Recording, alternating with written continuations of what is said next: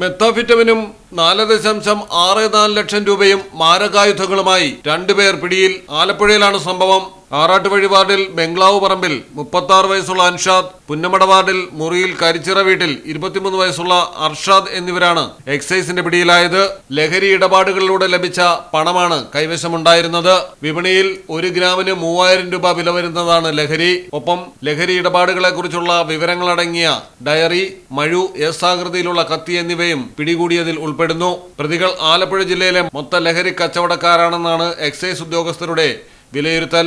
ആറാട്ടുവഴിയിൽ ദേശീയപാതയ്ക്ക് സമീപത്തായി അൻഷാദ് വാടകയ്ക്ക് താമസിച്ചിരുന്ന വീട്ടിലാണ് പരിശോധന നടന്നത്.